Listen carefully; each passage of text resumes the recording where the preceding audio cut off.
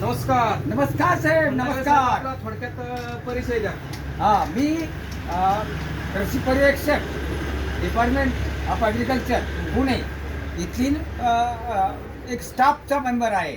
तर मला सांगा, यावर्षी ठिबक जे आणलंय तुम्ही, हा. तर ठिबकमध्ये शेतकऱ्यासाठी ठिबक योजना हा. ती यावेळेस बराचसा माल भरलेला आहे आणि स्टँडर्ड दिसतं, म्हणजे ISI आहे. हा, हा. आता याच्या फायलिंग सुरू झाल्या का? हो, आता सध्या तर काही ड्रॉ लागत नाहीये. गव्हर्नमेंटची आर्थिक परिस्थिती ढासळलेली आहे.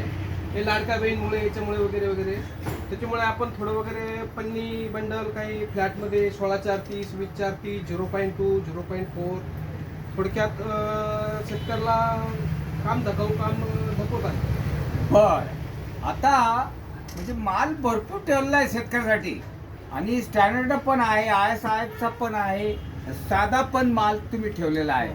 ज्यावेळेस पावसाची उघडीप झाली आणि एखाद्या टायमाला स्पेल पडला, खाडं पडलं, तर त्यावेळेस तुम्ही आमच्या शेतकऱ्याला ड्रीप देताल का? देणार.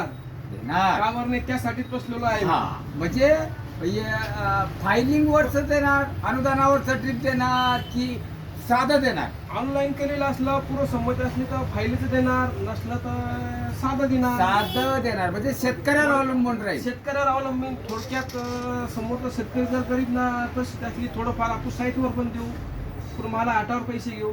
म्हणजे तुम्ही जे म्हणता ते बरोबर म्हणले की त्याची जर ऑनलाईन शिफारस असेल, हो. त्याने महाडीपीटीवर जर फायलिंग केलं असेल, हो. तर नक्कीच तुम्ही त्याला हो. पूर्व परवानगी असली हो. त्याला पुरवणार. बिलकुल, आमच्या बिलकुल. शेतकऱ्याला ठिबक देणार आहे. आणि माझ्याकडे एक Texmo pipes and project limited Barampur MP ची एक कंपनी आहे. मी त्याचं काम घेतलेलं आहे एजन्सी.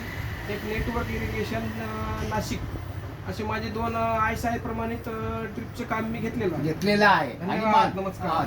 धन्यवाद.